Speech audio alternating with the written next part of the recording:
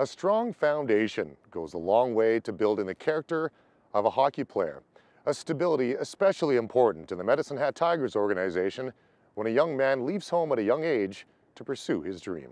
When you're 16, I guess it was really weird. I guess it was awkward getting away from home, but now that we're 19, 20 years old, we're used to it and, we like it. Meet Carol Woolfrey, billet mom for the Medicine Hat Tigers. Her and her husband Joe have been housing players for 5 years and live with forwards Chad Labelle, Logan McVeigh, and Dylan Bredo. The three of them are my kids. We live like a family. Like, we have supper together at 6 o'clock at night. Oh, like dingo, eh? We're pretty lucky with Carol and Joe. They're pretty loose, and they like to have fun with us. So we're really lucky with that. Yeah, I guess video games, hang with the guys. What do you guys play? Call of Duty mostly. Yeah. Nobody can beat you, or you got a good record? Yeah, I don't know. A couple players on the team get close, but Chad and Logan doesn't really play Call of Duty too much, but Chad's not very good either. So. You know what? They all love the dogs. There's nothing funnier to see than, the fighter on the team or all that. Snuggling a Shih Tzu. Now, we all enjoy him, but for sure he's the kind of girly type who plays with them all the time.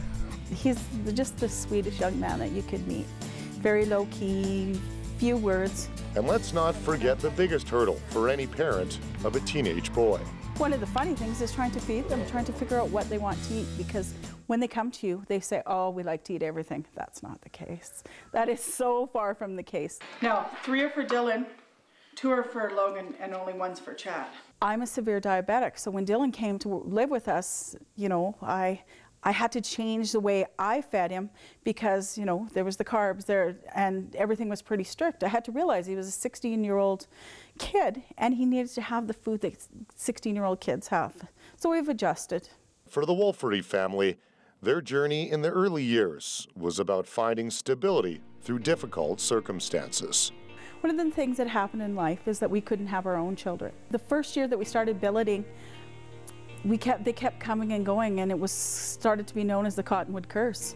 And at that point, I didn't think I wanted to billet anymore. I was so attached to them in such a short period of time that I didn't know if I could do it in my heart. But when Dylan came, and he's been here this long, it's great. From when they took me in from when I was 16, they treated me like their own son. They go above and beyond what's expected for me. They'd do anything for me, and I really appreciate that over my 5 years here. The standing joke in our house is, oh, when Dylan goes, no, Dylan's not leaving. Where's Dylan going? I know that when Dylan comes to leave, it's going to be terrible for me. Every year when we go home, it's a little bit sad, and then, she, gets emotional. And I always say to them, what happens if this is the last time I see you? And that's always my biggest fear.